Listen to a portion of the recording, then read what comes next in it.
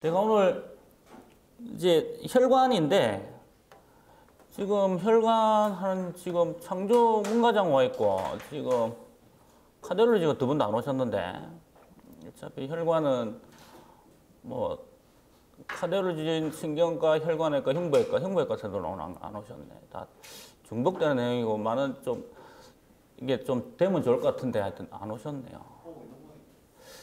그래서 일단 시작해 보도록 하겠습니다. 이게 뭐 이제 혈관외과는 이제 뭐 저희들 트레이닝 할 때는 없었죠. 저는 경상대 트레이닝인데 경상대에서는 혈관외과라는 것 자체가 없었고 대부분을 흉부외과에서 하고 있었고 외과에서는 아주 혈관외과의 아주 국소적인 뭐 AVF 슬라 만드는 것 정도 하고 있었고 근데 이제 그 당시만 하더라도 서울 쪽에서는 이미 혈관외과가 따로 독립되어 있는 한 과로 이제 형성이 되어서 활동을 하고 있었고 그래서 이제 혈관외과에서 담당하는 영역을 보면 이제 많죠.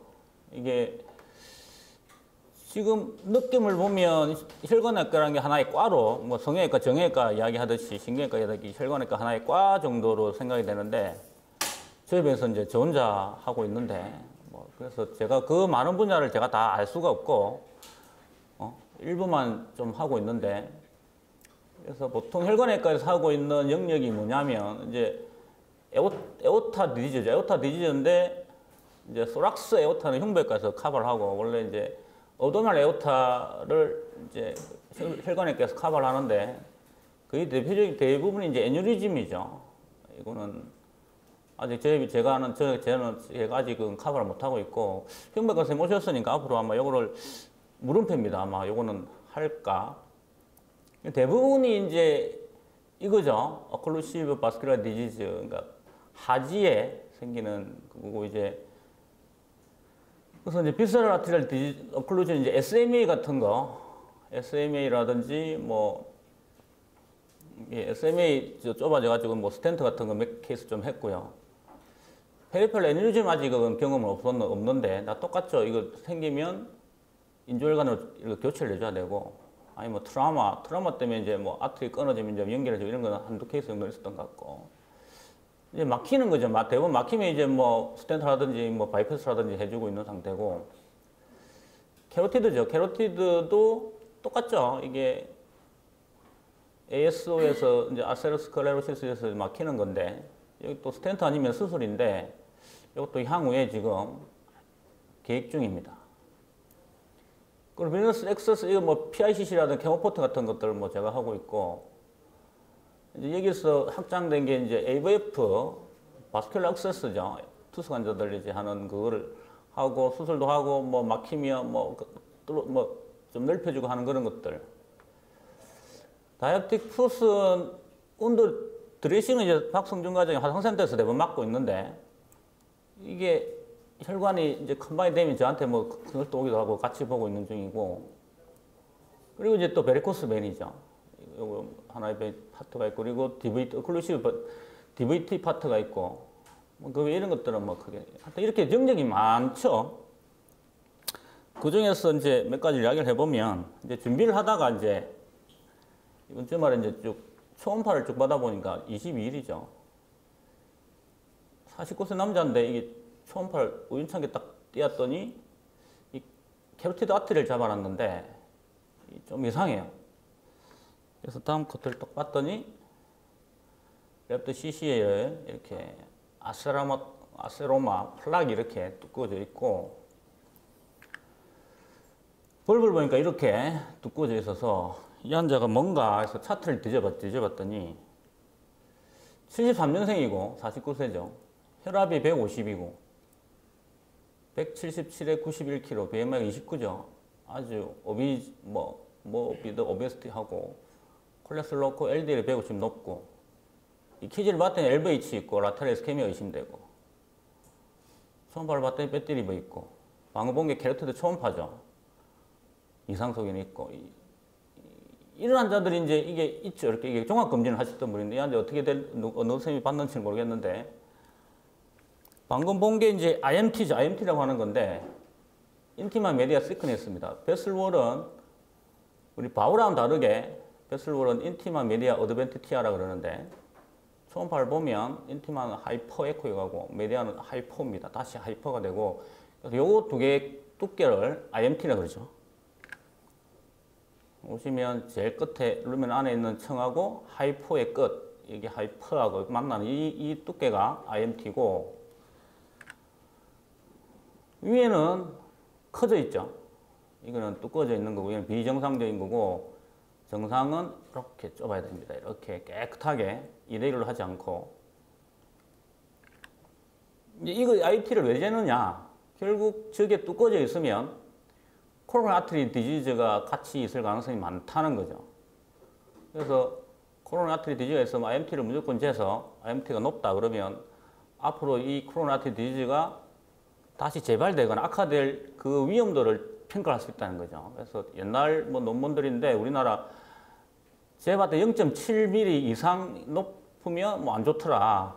그 낮은 사람들은 그래도 코로나 아트리 디지즈가 좀 더 예후가 괜찮더라. 뭐 이런 것들이죠. 그래서 이게 연령에 따라서 증상치가 좀 다르긴 한데 대부분 IMT가 높아지는 게 뭐 3, 40대 높아지는 경우는 거의 없죠.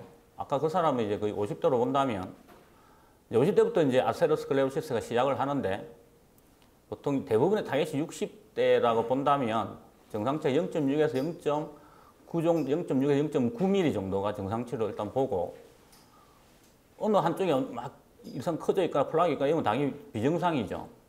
당연히 증가되어 있으면 뭐 이렇게 막 CV나 뭐 MI 같은 게 증가될 가능성이 당연히 높아지는 거고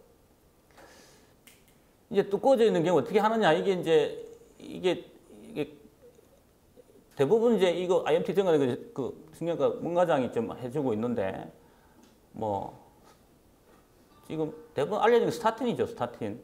옛날에는 아스피린 이거는 요새 아스피린보다는 스타틴이 중요하고 그 다음에 안티플레이틀릿은 뭐 약간 보조적인 그런 거 정도인 것 같고 그래서 안심하면 당연히 뭐 약물인데 그 다음에 심하면 이제 아까 얘기했던 수술이라든지 스텐트를 고려를 해야 되고 앞으로 향후에 문과장하고 좀 향후 계획입니다. 그리고 이제 PAD인데 페리페럴 바스큘러 디지즈 이게 이제 다리인데 보통 ASO라고도 하죠. 아테로스클레로시스에 의해서 폐색이 되는 ASO라고 그러고 바스큘라이트는 일부가 되고 그러니까 다리가 아픈 사람이 다리가 이제 PAD가 의심되면 이제 오면 우리 5P를 알아야 되죠. 대부분 환자들이 혈액순환이 안 된다고 봅니다. 혈액순환이 안 된다. 이게 환자들이 이야기하는 혈액순환이 뭘까요, 이게? 이게 구별해야 되죠. 혈액순환이 안 된다. 이게 동맥을 이야기하는 건지 정맥을 이야기하는 건지를 이제 환자가 구별해서 동맥순환이 안 돼요. 정맥순환이 안 돼요. 이렇게 이야기해 주면 참 편하죠. 근데 혈액순환이 안 되는데 뭉뚱그려서 이렇게 온단 말이에요. 그럼 일단은 구별을 해봐야 됩니다. 이게 베인, 아트리 순환인 그게 문제인지 베인인 건지. 아트리가 순환이 안 되면 나타나는 걸 증상에 5P가 나타나죠. 일단 페인입니다. 당연히 혈관이 좁아져서 피가 안 가면 페인이 생기겠죠. MI에서 오는 MI 페인처럼 안자인에서 오는 페인처럼 페인이 생기는 거고 결국 머슬 페인이죠. 똑같이. 카디악 머슬이 페인 느끼는 것처럼 다리 칼프 머슬이 페인을 느끼는 거고 그러니까 환자를 보면 이제 다리 끝쪽 막힌 쪽 다리가 창백하겠죠. 하트를 볼 수 있다면 나 페일할 겁니다. 하트가. 그리고 만져보면 펄스가 안 느껴지겠죠. 그리고 다리가 찹찹할 겁니다. 이것도 하트를 볼 수 있으면 똑같겠죠. 그리고 요게 제일 문제인데 그러니까 더 심해지면 이게 이제 스테노시스가 아니라 완전히 막혀버리면 오래되면 마비가 오겠죠. 당연히. 팔이 세지 않은데 이게 대부분이 이런 것들 때문에 오는 게 아니라 대부분 이거죠. 이거 뭐 저리다, 뭐 이상하다, 뭐 아프다, 뭐 이런 걸 오는데 이게 이상 감각인데 이게 너무 좀 많죠. 그래서 뭐 좀 불편하다면 일단 결국 확인을 하게 되는데 그래서 이런 것들이 되면 이제 아트리가 문제가 되는 거고, 배인 순환이 안 된다. 배인 순환은 나중에 그 시간 되면 베인을까지 할 건데 안 되면 아트리만을 할 거고요. 베인은 베리코스 베인 아니면 DVT인데 거기는 이런 게 없죠. 페인도 있는데 페인은 아주 미약하고 다른 것들은 없고 다리가 헤비니스, 무겁다, 뭐 붓는다 이런 거 정도죠. 요 두 가지 아트리가 좁아졌을 때 아트리는 막히는 거고요. 베인은 막히는 경우 베인이 막히는 건 DVT나 특징적이죠. 막힌 쪽 다리가 아주 심하게 다리가 붓는 거죠. 이게 이제 딱 봤을 때 양쪽, 이게 오늘도 그런 환자 되게 많았는데 손발 양쪽 내가 다 그렇다. 양쪽 다리가 뭐가 안 좋다. 뭐 아트리든 베인이든 가능성이 없죠. 혈관 디지라고 하는 거는 무조건 유니라테랄이어야 됩니다. 유니라테랄. 양쪽이 뭐 어떻다. 뭐 그거는 뭐 10중 8구 혈관 질환일 가능성이 없죠. 양쪽이 아트리가 동시에 막힌다? 양쪽 베인이 동시에 막힌다? 그럴 찬스가 거의 없다는 거죠. 심해지면 이제 얼서까지 생기죠. 얼서는 이제 이게 뭐 딱 옛날에 배운 기억이 나실런지 모르겠는데 아트리얼 얼서가 있고요. 이건 이스케믹이죠. 피가 안 통해서 피가 네크로시스가 오는 거고 비너스 얼서는 베리코스 베인이죠. 이게 베인의 프레셔가 높아져서 얘가 아트리를 눌러가지고 이쪽에 있는 아트리얼 서큘레이션이 안 돼서 네크로시스가 오는 겁니다. 그걸 비너스 얼서라고 그러고요. 뉴로패스릭.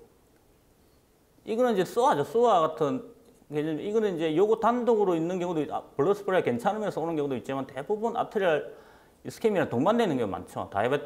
DM푸스 같은 경우에는 페인이 특징적이죠. 없고 있고 생기는 위치. 이게 치료가 전혀 다르죠. 이게 아트리는 당연히 혈관을 뚫어줘야 되는 거고 베인은 베인을 제거를 해줘야 되는 거고 이거는 프레셔를 줄여줘야 되는 거고 이걸 구별을 잘 해야 됩니다. 이런 거 베이너스랑 딱 봐놓으면 바로 알죠. 이거는 아주 특징적이기 때문에 말레올라 근처에 이런 모양의 무조건 10중 발구 비너스였습니다. 베리코스 베인이 있고요. 심해지면 이제 뭐 엑제마 생기면서 나중에 얼서 생기고 뭐 이렇게 되는 건데 대부분 메두알 말레올라 근처에 잘 생기고 이 베리코스죠. 베리코스가 우리 이렇게 분류를 하는데 텔란젝타지아 이 모세혈관이 좀 늘어나 있는 거죠. 이걸 스테이지 1이라고 그러고 우리가 대원 보는 스테이지 2의 베리코스 베인 이게 심해지면 이제 이데마가 생깁니다. 이데마. 이게 더 심해지면 피그멘테이션 습진이 생기면서 더 심해지면 얼스가 생기죠. 얼스 생겼다가 나은 걸 클래스 5라고 그러고 액티브한 얼스를 가지고 있으면 스테이지 3, 6 제일 근데 이거는 베리코스 베인은 이렇게 점차적으로 심해지지 갑자기 이렇게 되고 갑자기 이런 건 없습니다. 베리코스 베인은 무조건 이렇게 됐다가 이렇게 되는 거지. 그러니까 대부분의 요즘에 이제 언론에서 어떻게 이야기하는지 모르겠는데 대부분 다 이런 환자들이 요걸 걱정돼서 와요. 그러니까 다리가 아픈데 다리가 아파서 정형외과나 뭐 신경외과 갔는데 뭐 검사합시다 그러면 저는 혈관 먼저 보러 왔다고 해서 대부분 보면 이런 거예요. 이거 이게 이렇게 되려면 뭐 20, 30년 뒤에나 그 뒤에 걸 걱정하는 하여튼 옛날에는 없는데 요즘은 이런 환자 되게 많다는 게 이게 아마 언론 탓인 것 같긴 한데 이런 걸 보여주면 요게 이렇게 된다. 이렇게 하면 걱정을 좀 하는 것 같기도 하고. 그래서 이제 다리가 아프다. 많죠. 스테노시스, 뉴로패시, 뭐 근골격계, 뭐 혈관 질환도 당연히 있을 수 있죠. 감별을 해야 되지만 검사했는데 다 이상이 없다. 이거죠, 이거. 하지불안 증후군. 이걸 문과장이 좀 맡아서 해주고 있긴 한데 이게 참 그렇습니다. 이게 방법이 없다는 거죠, 이거. 그래서 진단을 하기 위해서는 ABI를 체크를 하게 되는데, 이제 앵클의 발 시스텔릭 프레셔 나누기 브라키알, 그러니까 발의 BP 나누기 팔의 BP죠. A 나누기 B인데, ABI 그래서 되는데, 학생들한테 물어보면 이게 발의 혈압이 높냐, 팔의 혈압이 높냐고 물어보면 본과 3학년이 저한테 실수 나오랬다. 한 70%는 팔의 혈압이 높다고 이야기를 한단 말이죠. 그래서 왜 그렇게 생각하냐 물어보면 한 90%는 답이 똑같아요. 심장에서 가깝기 때문에 팔이. 심장에서 팔이 가깝기 때문에 심장에 팔의 혈압이 더 높을 것 같다. 얼핏 생각하면 그렇게 생각이 드나요? 반대죠. 다리의 혈압이 훨씬 높죠.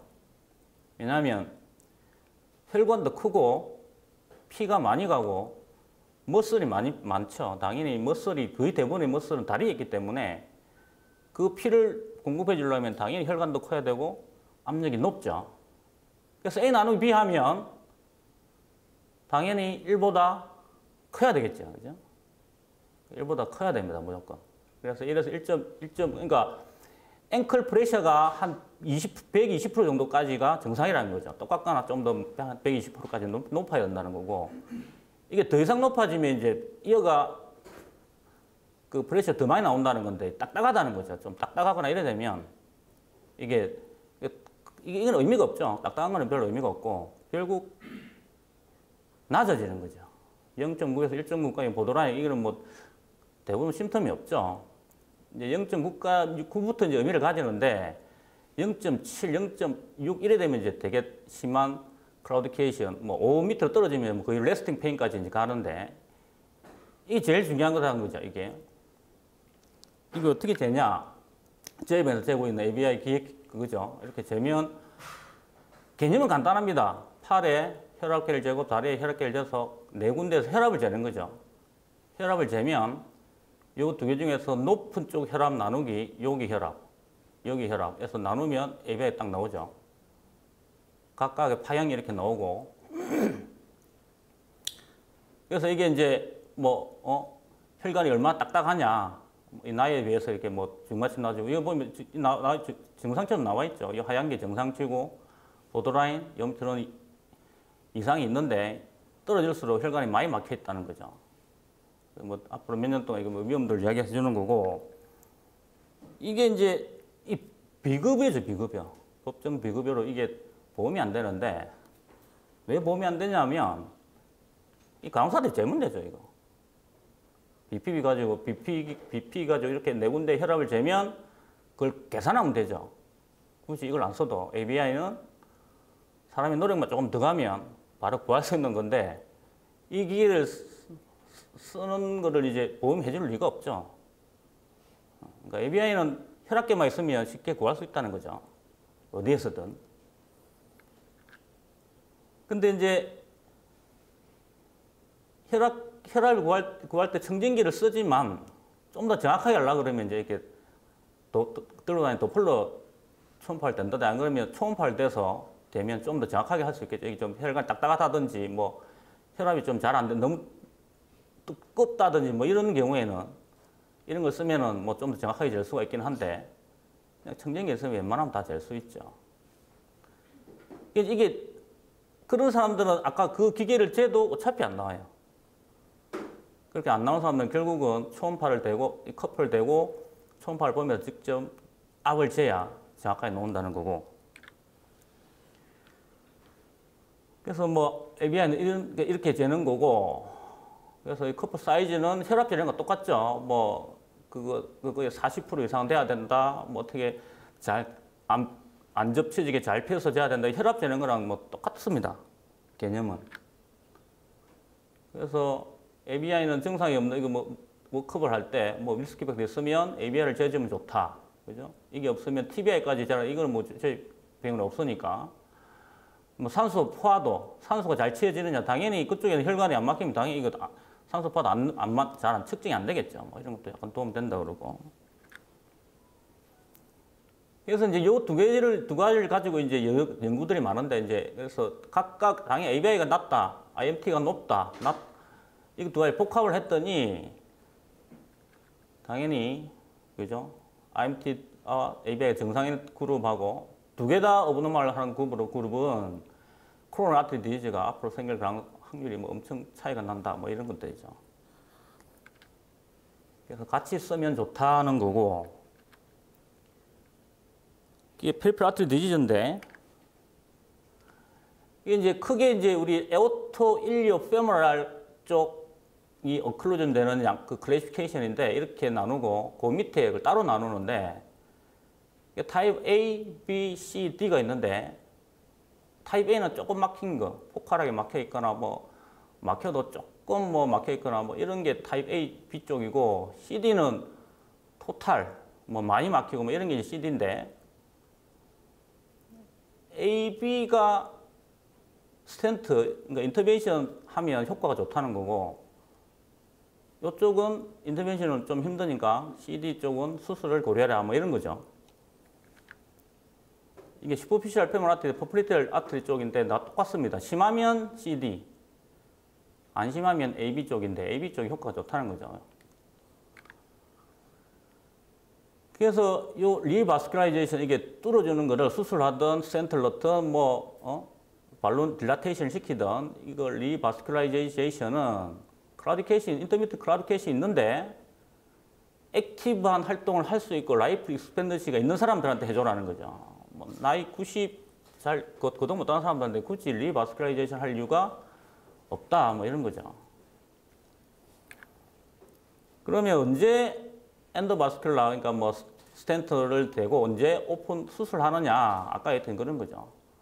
제일 중요한 거는 라이프 익스펜던시가 2년보다 높으면 그리고 리전이 심하면 수술을 해라. 그리고 커먼 페모럴 아트리하고 딥페모럴 아트리는 아직 뭐 저는 본 적이 없는데 이것 때문에 문제가 되는 경우는 없으니까 커먼 페모럴 아트리는 엔드 아트렉토미 수술을 해줘야 됩니다. 나머지 아까 일리학이나 SFA 같은 경우는 스텐트를 대부분 다 하고 안 되면 바이패스를 하고 있고요. 이번에 공부하면서 처음 알았는데 이렇게 수술하던 인터벤션 하고 나면 수술 후에 아스피린하고 클로피돌, 안티플레이틀릿하고 이게 안티스롬보틱, 와파린, 노악이죠. 노악을 로도즈로 써라. 이 트럼인데 이번에 저도 처음 알았습니다. 이때까지. 이걸 안 쓰고 이것만 썼었는데 써야 되더라고요. 이게. 로도즈 노악을 이렇게 쓰는 걸 저도 오늘 이번에 준비하면서 처음 알았는데 도즈가 2.5mm 하루 2번. 우리가 DVT 때 쓰는 용량이 하루에 30이거든요. 하루에 30. 그래서 나중에 20으로 줄이는데 2.5 토야생 하루에 5죠. 아주 약하게 로도즈 노악을 안티플레이틀리하고 같이 쓰라고 되어 있더라고요. 이건 제가 이번에 처음 알은 거고. 이게 최봉림 쌤, 서과장 와 있네. MI 때는 이렇게 쓰느냐 모르겠다. 스탠드 PCI 하고 나서 약을 어떻게 쓰는지 모르겠네.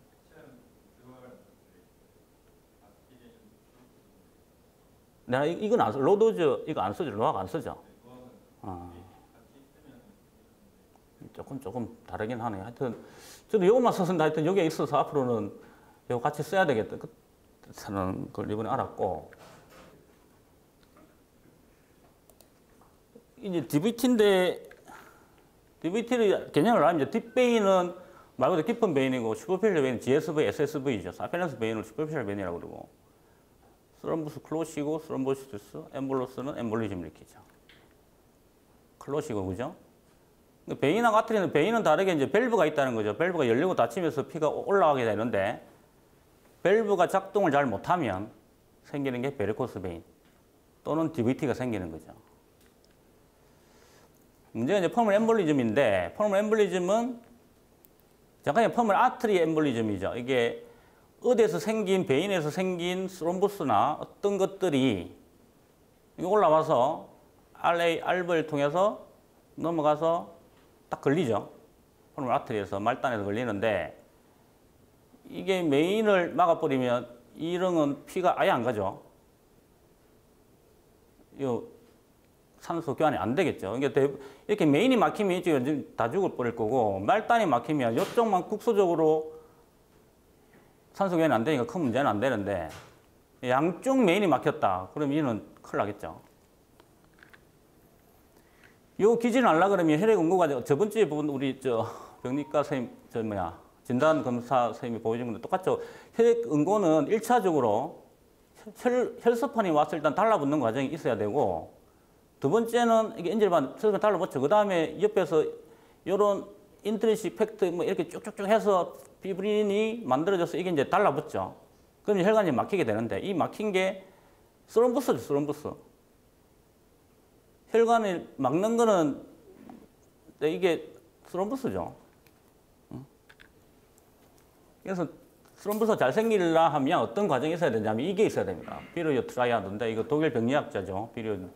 비루스타시스와 하이퍼코아귤러블 인절이 세 가지가 있을 경우에 스럼부스가 생긴다는 거고, 대부분이 이거죠. 비루스타시스. 수술 후에 거동이 안 된다. 특히 OS, NS 환자들, 그죠? 이런, 아니, 이게 메이저 오페를 했다. 그거 말고 생기는 게 이제, 이거 obstruction이죠. 메이슨너 신드롬인데, 이거 옛날에 한번 이야기했지만, 이게 IVC와 이게 에오타가 이렇게 해서 오른쪽, 왼쪽 다리로 갈라지는데, 왼쪽으로 가는 이 베인이 아트리 밑으로 지나가기 때문에, 여기가 컴프레션이 잘 된다는 거죠. 이게 메이슨너 신드롬이에요. 그래서 DVT는 거의 대부분 다 왼쪽에서 훨씬 많이 생기죠. 그리고 하이퍼코아빌 스테이트는 프로테인 CS 부족증이 잘 아실 거예요. 그죠? 그리고 한 케이스 딱 봤는데 팩터 8 과잉증. 이거 팩터 8 그거죠. 혈우병, 부족하면 혈우병이죠. 과잉되면 스럼부스입니다. 이거 한 케이스 딱 봤는데 당연히 인절이 받으면 당연히 뭐 생기는 거고, 의식이 중요하죠. 그래서 DVT는 베인은 아까 얘기했듯이 무조건 비대칭적이어야 됩니다. 한쪽에 심한 부종이 있다. 이건 무조건 의심하셔야 돼요. 양쪽이 붙었다. 이건 뭐 거의 DVT일 가능성이 없죠.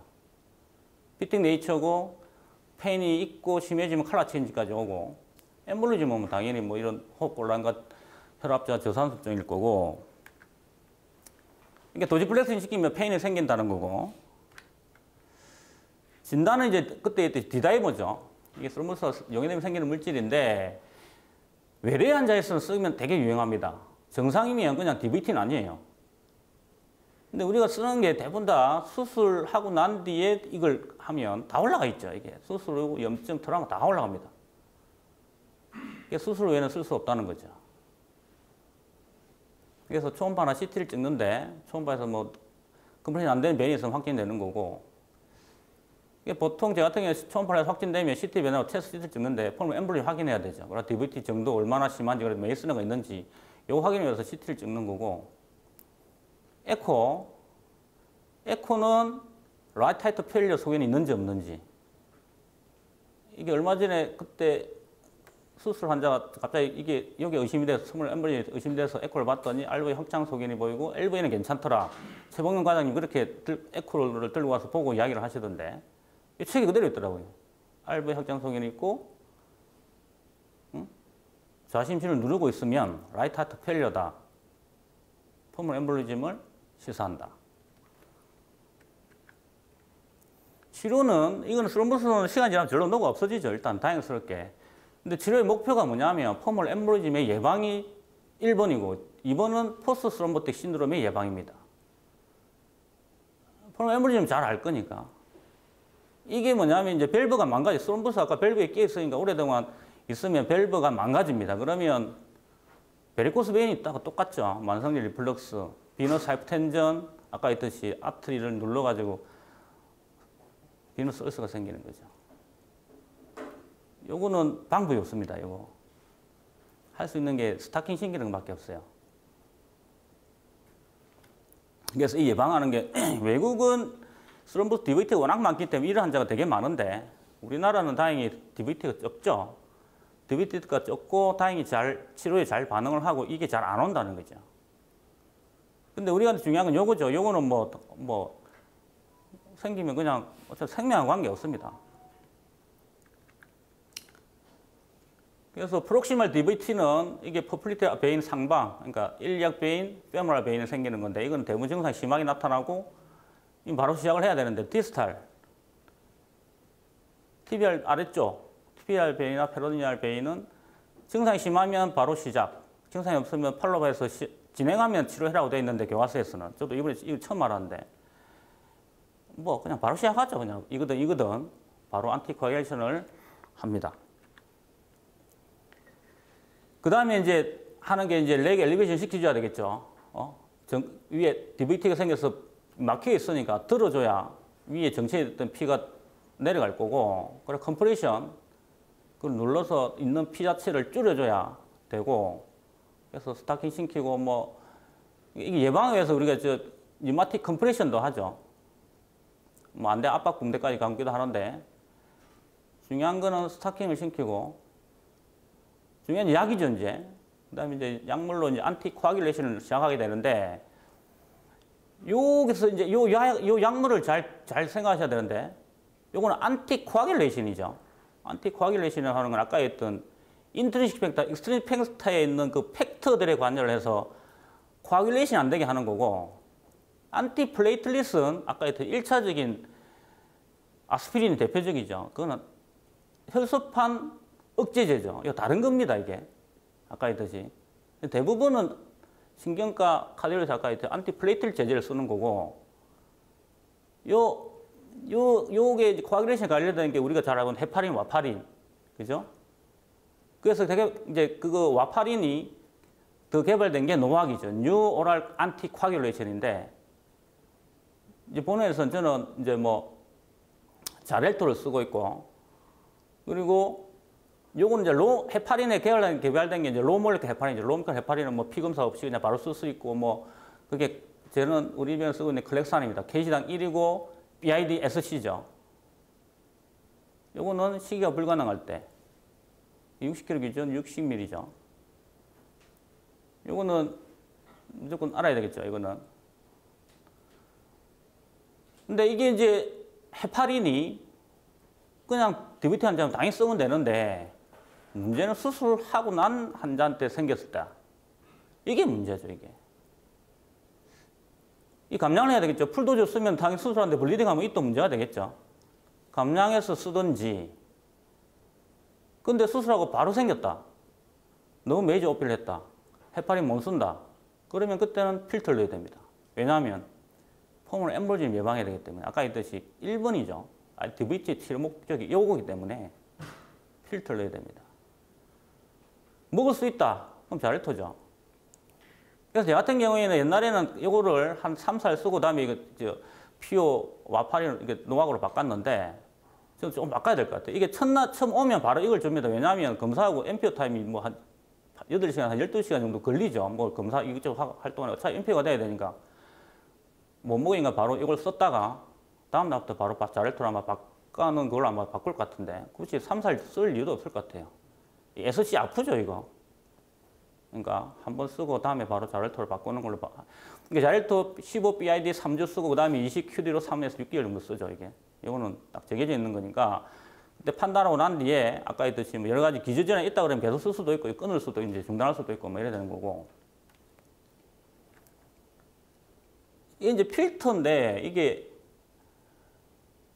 이게 법 우리나라 기준입니다. 이걸 쓰려 그러면 프롬 엠블리즘 일단 있어야 돼요. 이미 진단 단시에 있을 때 기준이 되고 우리한테 필요한 건 요건데 그러니까 DVT가 있는데 안티코아길을 못한다. 아까 얘기했듯이. 당연히 이게 이제 요거는 이런 경우는 거의 없죠. 저도 겪어본 적은 없는데 이게 요거에서 이제 요것도 DVT가 있는데 요 약을 좀 충분히 쓰기 어렵다든지 하여튼 뭐 그런 경우에 이제 쓸 수 있는데 근데 얼마 전에 케이스에서는 이제 그런 게 이제 이런 게 아니라 확인이 안 됐는데 미리 이걸 넣을 수 없냐. 참 어려운 이야기죠, 이게. 이거 하면 무조건 다 삭감될 건데. 근데 아까 했듯이 그런 DBT 치료는 뭐 스롬벡토미 하고 뭐 스로몰라이시스 하고 스로몰라이시스는 이제 녹이는 거죠. 녹이는 건데 이거는 전신을 쓰면 많이 써야 되기 때문에 블리딩 리스크가 높기 때문에 이거는 뭐 대부분 카테터를 넣어가지고 스로모스 입구까지 접근해서 스로몰라이시스를 하게 되는데 뭐 저는 대부분 다 이걸 하고 있고 안 되면 에코모 이렇게 가는 거죠. 폼 엠블링 가는데 얼마 전에 그 환자 때문에 패드 엠블링 이게 그 환자가 이제 피머 프랙처인데 이제 수술하러 들어왔다가 이제 갑자기 이제 폼 엠블리즘이 의심되는 상황이 빠진 거죠. 가능성은 두 가지입니다. 패드 엠블리즘 아니면 DVT, 스롬보 엠블리즘인데 뭔지는 알 수가 없죠. 이건 부검을 해야 알 수 있는 건데 패드 엠블리즘은 특징적으로 페테키아 레시가 동반된다고 그럽니다. 레시가. 근데 그게 뭐 순식간에 일어난 일에서 그걸 뭐 알 수 있는 방법은 없는 거죠. 이게 왜 생기느냐? 결국 그 본매로 있는 펫이 베인으로 들어가는 건데 왜 그런지는 모릅니다. 패소피조절 왜 글로 들어가는지 베인으로 끼 들어가는지 치료도 없죠. 어차피 며칠 동안 기다려야 되는 건데 그러니까 이게 딱 그 감별이 딱 똑같이 이게 우리가 알고 있는 암노드 플루이드 엠볼리즘, 에어 엠볼리즘 뭐 디텍션 하면 대부분 다 죽죠. 이게 에어 엠볼리즘 지금은 아직 없는 것 같은데 수술하다 이거 생기면 바로 특히 이제 라파로 같은 거 하다가 이게 저 에어 엠볼리즘 의심되면 뭐 가스 빼내고 뭐 다리 들고 뭐 하여튼 이래 하죠.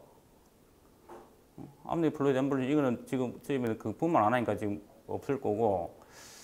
패드 엠볼리즘 이거는 많죠. 이거 DVT는 많은데 차이가 이게 뭐 패드 엠볼리즘은 뉴럴로지하고 레시가 좀 있고 얘는 없다. 이건데 이게 똑같죠. 그러니까 이게 구별하기가 힘들다는 거고 이게 CT 안지를 찍어 보면 엠볼리즘인지 펫인지 알 수 있는데 이걸 뭐 급박한 상황에서는 찍을 수가 없죠.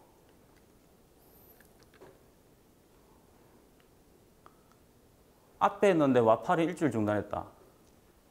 30년 전에 판막치 수술 받고 와파린 먹는데 앞에 수술하고 병원에서 일주일 동안 와파린 복용을 중단했습니다. 며칠 뒤에 메이저 임팍이 왔는데 응급실 받을 때 INR이 정상이었어요. 이게 약을 잘 못 먹었다. 아프니까 며칠 동안 약을 안 먹었던 것 같아요. 수술하고 일주일 동안 중단했고 퇴원한 날 먹였어요. 이 와파린 효과 나타나려면 4, 5일 걸리거든요. 이 환자는 한 10일 동안 약이 안 들어간 거죠. 12일 이상. 며칠 때 매주 임파가 왔는데 조심해야 되죠. 그래서 저 같은 경우 이제 이런 안티플레이트리시나 뭐 노악 같은 거 먹고 있는 환자를 좀 빨리 먹이고 뭐 그렇게 하고 있는데 그리고 이것도 내시경 할 때 노악 먹는 사람이 있었는데 이것도 한 일주일 끊었나 봐요. 또 매주 임파가 왔는데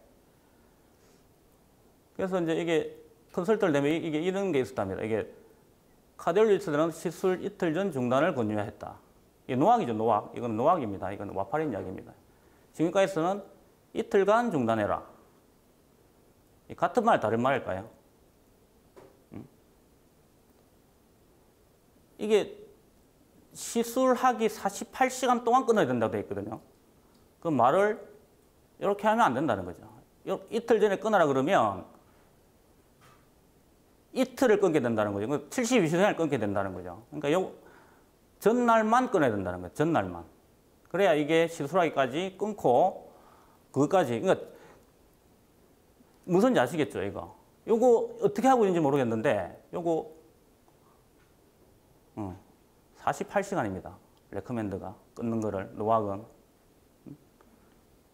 그리고 요즘은 대장 내시경이나 위 내시경 할 때 아스피린, 안티플레이틀릿도 가능하면 안 끊고 하도록 권고하고 있는데 이거는 이제 그 시술하는 선생님이 자신 있으면 안 끊어도 됩니다. 수술할 때 저도 요즘은 안 끊거든요. 아스피린도 안티플레이틀릿은 뭐 그냥 일반적인 수술할 때는 끊어도 한 2, 3일 정도. 이게 메이저 임팍이 오면 이게 더 그렇기 때문에 이거는 영원한 고민이죠. 그리고 혈전학계에서는 OS 프랙처 왔다. 헤파린 쓰라고 권고하거든요. 근데 블리딩 하는데 그걸 헤파린을 쓸 OS 의사가 없죠. 지금 그렇게 권고는 하지만, 하여튼 하여튼 그렇죠. 사랑 제일, 행복 제일, 건강 제일, 진주 제2병원